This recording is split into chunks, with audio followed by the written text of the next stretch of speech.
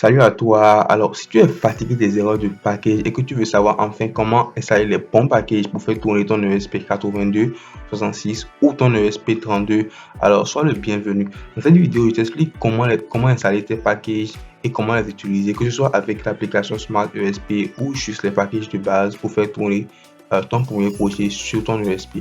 Alors, comme tu peux le voir, il y a déjà quelques détails et quelques étapes qui sont ici, mais je vais quand même te les réexpliquer. Alors, on va commencer déjà par cliquer sur Code et télécharger le fichier de base pour faire tourner l'application. Bon, le code de ton ESP. Alors, c'est bon, on va aller sur le second. On va prendre sur le ESP8266, télécharger et on va ouvrir. Donc, les deux sont déjà bons. On va directement ouvrir l'emplacement des fichiers. Ok, voilà.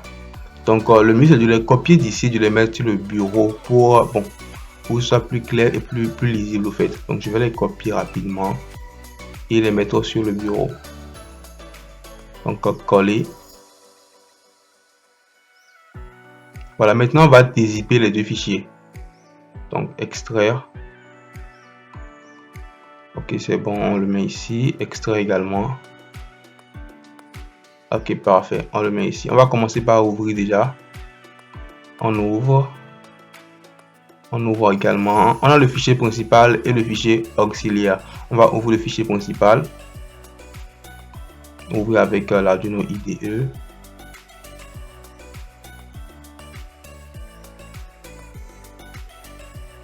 Alors, notre fichier principal vient de s'ouvrir et tout est en place. On va faire de même pour pour le code de l'ESP32.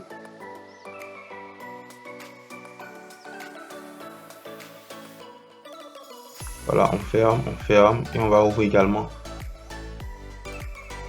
Donc, on arrive sur le fichier principal. Vous pouvez déjà observer les dépendances.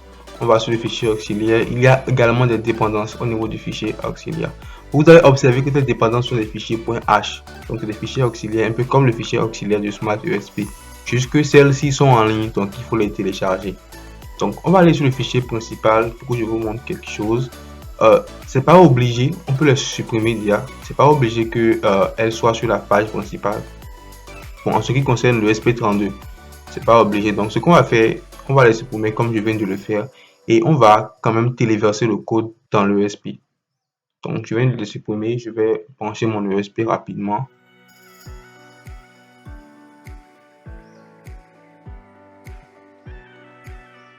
Alors, bien sûr, on fait quelques tests et on va débrancher, rebrancher juste pour être sûr de sur quel com c'est branché. Voilà, je pense que c'est le com 12. Ouais, c'est le com 12. Ok, là, on clique sur le com 12 et puis on met le nom de notre ESP. Alors, le mien, c'est ESP32 Dev Module. J'avais utilisé un Dev Kit dans une vidéo précédente, je pense.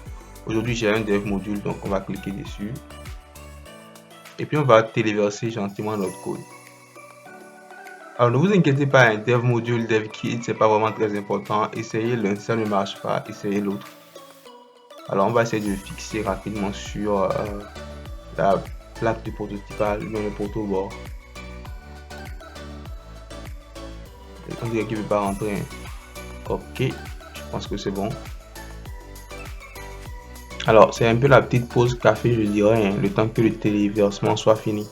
Et juste après ceci, bien sûr, on va passer également à l'ESP8266. Alors, comme vous pouvez le voir, le téléversement a effectivement commencé. Donc, vous n'avez pas forcément besoin de laisser les librairies sur la page principale. Bon, en ce qui concerne l'utilisation du Smart ESP, parce que les librairies sont déjà mises sur le fichier auxiliaire. Donc, notre téléversement vient de finir. Le téléversement s'est fait sans faute. Alors, on va directement passer à GitHub pour que je vous explique étape par étape comment installer les librairies. Donc, déjà, on va aller vers notre navigateur. L'IDE étant déjà ouvert, on passe sur l'étape 2. On va ouvrir les préférences. Donc, on retourne sur notre IDE, on ouvre préférences et rapidement, on va retourner. Il faut copier ce lien-ci dans vos préférences au fait. Donc, en cliquant sur ce bouton-là. Donc, on va rapidement retourner. Voilà, on clique. Et comme vous pouvez le voir, moi, je l'ai déjà. C'est le lien, je vais dire, du package de l'ESP32 au fait. Donc il faut l'avoir. Et à ce que vous allez à la ligne comme je viens de le faire. Mais bon, c'est pas nécessaire de sauter une ligne. Allez juste à la ligne. On jette rapidement encore un petit coup d'œil au lien. Voilà, il faut le copier depuis ici. Je l'ai déjà mis sur le site, donc sur le GitHub du moins. Donc il faut le copier et vous le coller de l'autre côté, de cette manière-ci. Ok. Donc on scroll, voilà. L'étape suivante va consister à l'installation au fait de votre ESP. Donc dans le board manager en fait. On va cliquer sur board manager. On va taper plutôt ESP32. Donc ESP32. Voilà, moi je l'ai déjà. Il me demande de faire un update, mais bon, il y a tellement de versions et je suis resté avec la version 2.07. Voilà, juste ici, 2.07. Essayez de ne pas aller trop haut vers les versions 3 points, ça peut avoir de l'instabilité. Alors, étape suivante, on va sélectionner notre carte. Donc, assurez-vous que la librairie est bien installée. Ça prend du temps, donc patientez légèrement qu'elle soit bien installée. Et ensuite, on passe à la sélection de la carte. Donc, clique rapidement à ce niveau. J'ai déjà une carte qui est installée. Si c'est le cas pour vous et que vous changez de carte, essayez de cliquer sur ce petit icône juste ici et de taper le nom de la nouvelle carte. Donc, tapez juste ESP32. Vous allez voir les cartes qui vont se proposer à vous. Donc, il y a DevKit et il y a DevModule. Il y en a plein d'autres.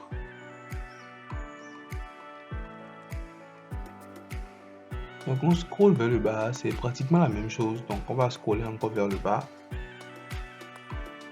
Voilà, on va passer maintenant à l'installation des librairies. La première étant A5 TCP. Donc on copie le mot-clé. Comme vous le voyez, votre fichier auxiliaire, elles sont là, les librairies au fait. Donc on va cliquer sur librairie et on va taper le mot-clé. Donc je recopie rapidement. Copier. On est bien dans librairie. Et on va mettre le mot-clé. Donc moi je l'ai déjà installé, essayez juste de vérifier l'auteur. Donc c'est très important de vérifier l'auteur parce que ça peut être un différent auteur, donc un différent code source. Donc moi je l'ai déjà installé, pour moi c'est by Vrel, ou bien à vous de me dire comment le lire. On va passer à l'étape suivante. Nous avons ESP A5 Web Server. Donc on copie également le mot-clé ici, on va dans librairie et on colle notre mot-clé au fait. Donc moi je l'ai déjà qui est installé là. Vérifiez bien sûr, je dirais, l'auteur. Donc on passe à l'étape suivante, on scrolle légèrement vers le bas. Arduino JSON, c'est très important. On va le mettre également. Arduino JSON. Contrôle, voilà. Donc ça c'est pour cette librairie ici au fait. Donc moi je l'ai déjà, Arduino JSON, pas Benoît. Heureusement je peux lire Benoît. Alors on a déjà tout qui est installé. La première, elle vient avec l'autre lien qu'on avait installé au départ, celui dans les préférences. Voilà, donc elle est déjà inclue ici, la librairie Wi-Fi au fait.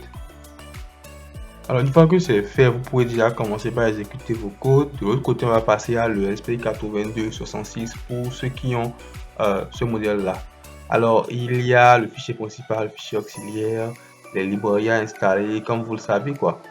Donc on va déjà passer au niveau du GitHub pour vérifier comment installer les librairies. Donc les étapes au fait. Première librairie, c'est le fichier auxiliaire, donc il n'y a rien à installer. La seconde sera contenue dans le lien de l'ESP, je vais dire 8066. Donc on va le récupérer déjà au niveau du GitHub. Là on est avec le 32 je pense. Donc on descend légèrement. Ok. Donc on va le copier rapidement. Donc étape 2 bien sûr. Donc on va copier rapidement d'abord le lien. Comme on connaît déjà le reste des étapes, on va dans préférences. Donc fichier préférences, on clique et moi je l'ai déjà. Donc vous le collez au fait.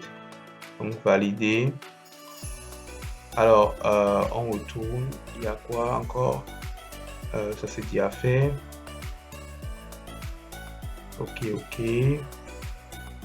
Ok, pour le, comment dire, le type de carte.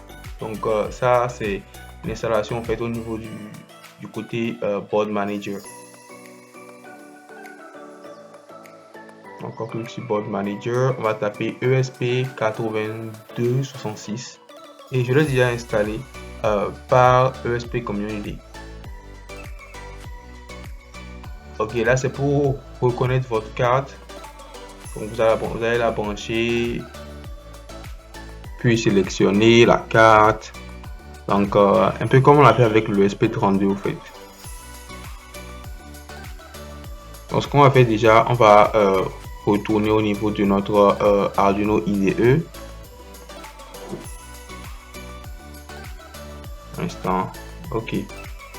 Je vais essayer de brancher ma carte.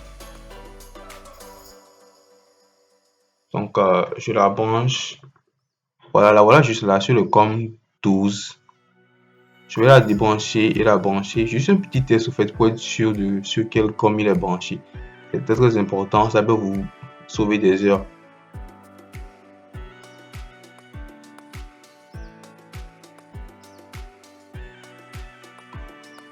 Donc on clique rapidement et puis on met Node MCU. Pour le SP8066, c'est souvent Node MCU, ce modèle-ci. Donc mettez juste Node MCU va apparaître et puis on va téléverser notre code.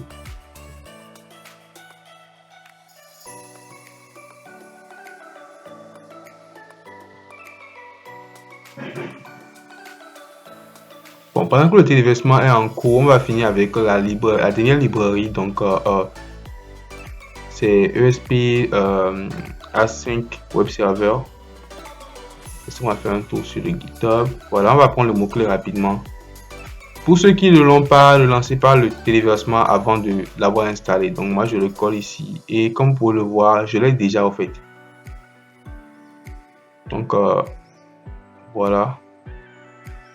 Donc il n'y a pas grand chose, c'est les mêmes, juste qu'il y a le JSON ici. Donc on va également écrire Arduino JSON pour installer la librairie JSON en fait. Donc Arduino JSON.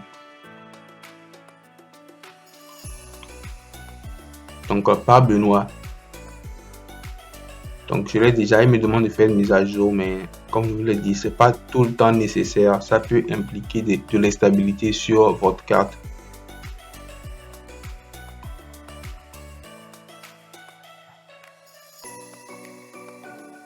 Alors, pendant que le téléchargement est en cours, on va juste jeter un petit coup d'œil au code, code principal, pour voir un peu ce qu'il y a à l'intérieur.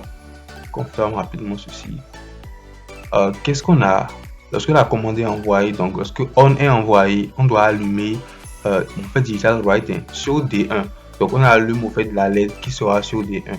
Je vais rapidement prendre les éléments. Donc, on aura besoin d'une LED, d'une résistance et de quelques fils.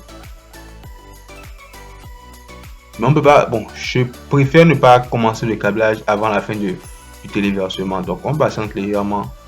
N'essayez pas de le faire tout le temps de cette manière. Faites le câblage et après téléverser. C'est toujours profitable. Ou soit téléverser, après débrancher et puis faites le câblage.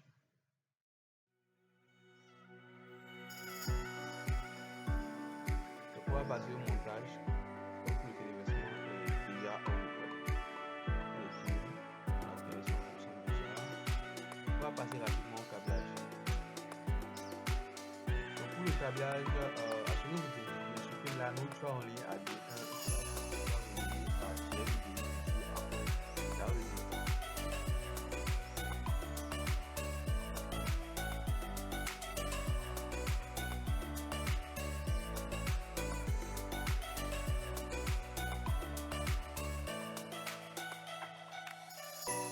Ok, là maintenant, le montage il est fini, le téléversement également est fini. Donc, ce qu'on va faire, on va rapidement jeter un coup d'œil au point d'accès, bon, aux informations du point d'accès, je dirais. Donc, on scrolle vers le haut, on a N1 et Yan. Pour le mot de passe Yan SSID N1. Donc, on ouvre le serial monitor. Qu'est-ce qui se passe actuellement? Le SP tente de retrouver ce point d'accès là. C'est une partie très cruciale. Donc bien sûr, on prend notre téléphone, on va rapidement allumer le point d'accès. allumer et on va juste patienter que la connexion s'effectue. Ok, la connexion s'est effectuée, donc l'adresse IP devrait s'afficher normalement. Ok, c'est parfait, on a l'adresse IP du moins, ce qui est juste là. Donc là, on peut directement naviguer vers l'application Smart USB.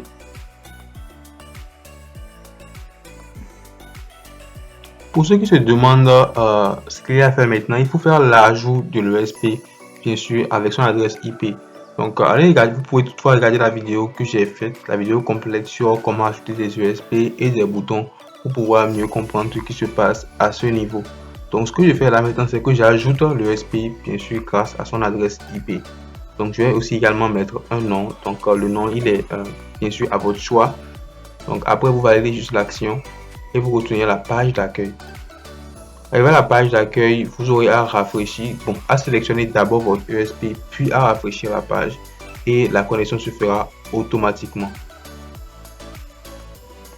Donc, juste après ça, on va faire l'ajout de boutons parce qu'il y a un bouton en fait au niveau de notre code qui doit envoyer on et un autre doit envoyer off. Donc, ce qu'on fait dans Smart USB, c'est qu'on va faire l'ajout de boutons. Donc, l'ajout d'un bouton on et l'ajout d'un bouton off.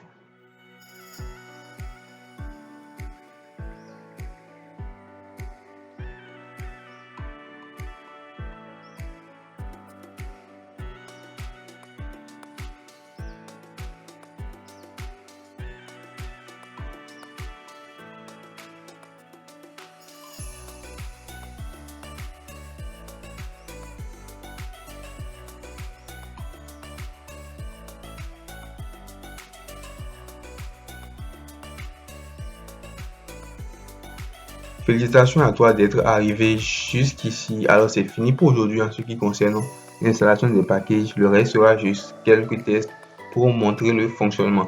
Si tu n'as pas pu installer les packages, c'est pas un problème. Laisse-nous une petite instruction dans les commentaires par rapport au problème que tu as rencontré et on fera de notre mieux pour t'aider. Pour ceux qui ont pu installer les packages, félicitations à vous et on se dit à tous à la prochaine.